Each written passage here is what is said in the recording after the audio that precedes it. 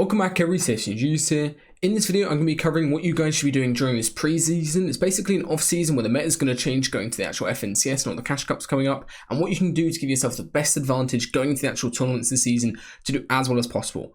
As always, I hope you guys enjoyed this video and make sure to leave a like if you did. So first things first, thing I recommend to literally everybody is to make sure during the off season or whenever you're not actually playing the game as much as there's no tournaments on, that you fix your sleep schedule and you create a good schedule for Fortnite itself in terms of improving. Figure out what you need to work on, whether it's aim, mechanics, anything like that. Make sure you figure out exactly what your weaknesses are and how you can work on them in game. For a lot of players I've seen recently is just starting doing a lot of different types of Kovacs scenarios, basically just running through like an hour of Kovacs every single day before they even get on a play arena, just so they can work on their aim to the max potential.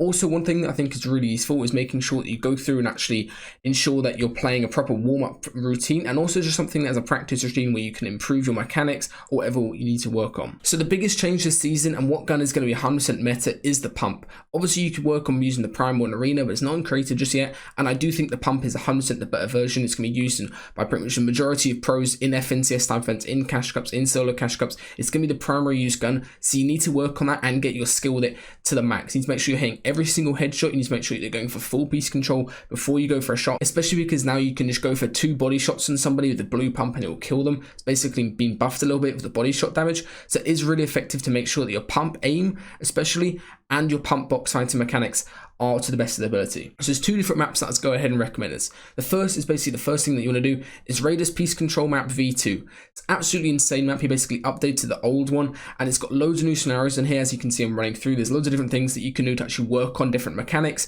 going for peace control on people, going for different edit plays, making sure you're taking smart right hand peeks, you know, they're taking a 50-50 peek where you can get 1 pumped. It's really effective to do in here, making sure that none of the bots hit you as you open a wide edit. The second map I think is way better to do, and I don't know why pros are still doing so much BHE, is just do realistic 1v1s. You can put 100% pump on, or you can put 100% spaz on, basically work on different aspects. Fighting versus somebody with a purple pump is really effective and good practice because you basically get used to how the mechanics that gun work, what ranges you want to be going for, what different peaks work as well versus good players. You can also do realistic 1v1 with matchmaking as well, so you can basically matchmake against anybody, put on any of the map settings you want, like 100% spaz, and then go from there. Another thing I think is really useful to do at the moment, and a lot of pros are starting to do more of, is just playing rages or 3-3s or 6s as they're called, or 8s. Basically just get in a big group of your mates and go ahead into realistics, and you can just go ahead and fight 100% with a pump in there. You can do 100% spaz as well, and just get better at fighting versus good players. The reason I'm not really recommending playing arena at the moment is obviously there's quite a lot of infuriating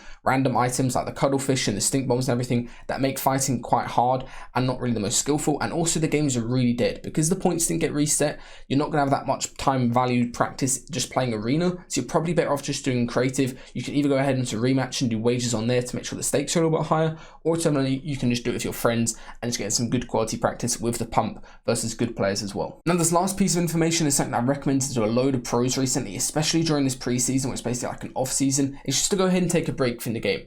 Don't feel the need to be playing Fortnite several hours per day, like trying to put 8 hours into the game, when realistically you'd probably get the same returns in terms of mechanics just from doing 1 to 2 hours of structured practice. And instead you can spend some time in playing a game like you enjoy. You can play maybe CS, Valorant, something like that. Just take a chill from the game. Make sure that you're 100% focused going to the next season where you're going to feel like you're playing to the best of your ability. And also you won't have to worry about getting worn out or burnt out during the end or middle of an FNCS season, which is really important to make sure you're playing to the best of your potential.